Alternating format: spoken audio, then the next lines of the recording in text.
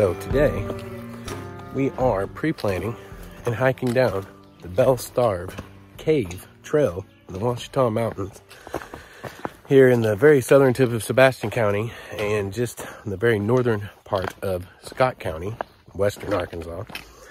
And we're pre-planning the trail, and I'm going to do a little trail review video as we go. We're flagging the trail as we go with fresh flag tape. This is basically, honestly, it's more of an OHV trail. But I know that it's quite a dangerous trail. We've had some things happen up here. And so it's what we're out here doing today. And if nothing else, you guys will get a good video. We can kind of get an idea of what the trail's like. You see, there's some big washouts because it's been turned into an OHV trail, and all the wear they get, you get some real steep downhills. It gets really washed out. It's a very rough trail. It's definitely coming out is going to be, it's going to be a strenuous trail. They rate it moderate, but that's like a joke. There's no way this is a moderate trail.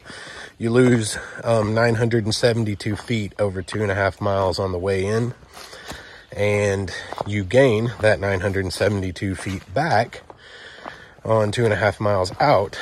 It's very, very backcountry and wilderness back here. Like, this is what you want if you're really into getting away from everything. You can see very much an OHV trail, not really a hiking trail. If it was a hiking trail, it's not really anymore. Yeah, right at the bend. We'll flag it too. We're about 3/4 of the way in from the trailhead. And this is a significant obstacle. If you're on an OHV, make sure you bring in your chainsaws. If you're hiking, it ain't going to be that big of a deal to you. Here we have quite a significant obstacle in the trail. Got a couple of fresh breaks. This whole tree came down from up there, and Zena's disappeared. So there's more of the top of the tree up there in the trail. For the purposes of hiking, the primary condition of this trail so far is this, washouts. And it's very much, if you have weak ankles, weak knees, it's full of these little rocks about the size of baseballs and softballs. You're going to take all these little opportunities as they come to you, right? Look at this. This is glorious. Oh, that's so much better. That is so much better. That feels awesome. I mean, it's already drenched in sweat. Might as well be cool creek water, right? Cool. Getting real close now to the cave. Not far to go. Finally made our way to the Belle Starr Cave. You can see that this was used as some kind of a shelter at some point in history, because this is, you know, obvious stacked stone. It's actually the chimney. If I can do this without slipping, I'm using one hand. You can see the chimney there. Let's sit down in here. Yeah, you can see the chimney. I mean, honestly, it's pretty good rock work. And likely why it's a historical site. There is another little room. They built it in right there too. Look, very cool. You can see where fires have been built in those corners too. So that is Belle Starr Cave back there behind me. Very cool little cave.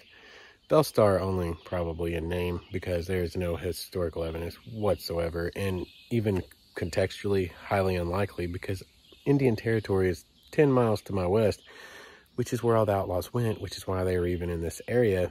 Very highly unlikely that she was over here, but you know how people are. They love to claim stuff if they're anywhere near it, because love to attach themselves to it. So highly likely it's only in name, but it's a super cool cave. There is supposedly a grave down here again. No, I can't find any evidence whatsoever of how they established that link. They even have a name for him, John Mitchell, even though it only says Mitchell's grave on the grave. Some lady in 1977 is the only source that I can find. They said this woman discovered the grave and said it was it. But there's no death records, there's no burial records, there's nothing like that. So it very well too could just be local legend. We don't know, but more likely there is something, a grain of truth to the John Mitchell grave. Somebody probably had a lead on that, but there's no way to contextually put it into historical context for sure. I don't know if you can see how steep that is behind me, but that's insane. It's like straight down. Heading up. We got about our first 600 feet on the way back up, about halfway back up. It's all here, man. This hike is all here. It's a workout. Yeah, and it's all washout all the way. Definitely not moderate. Okay, so Belle Starr Cave Trail. Can tell you this.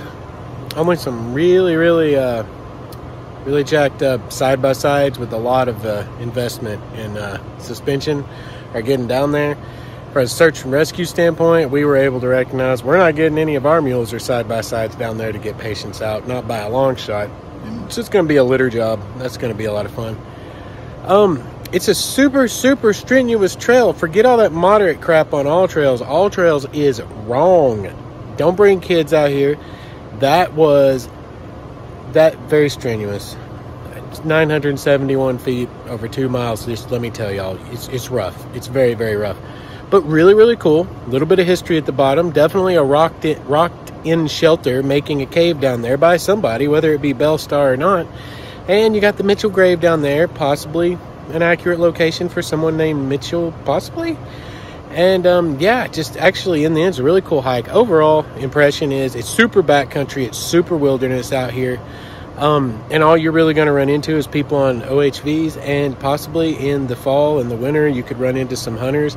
But this isn't Buffalo River, y'all. You're not going to have 800 people up in your business out here. Like, this is a real backcountry hike. So anyway, I hope you guys enjoyed the video, and we will catch you in the next one.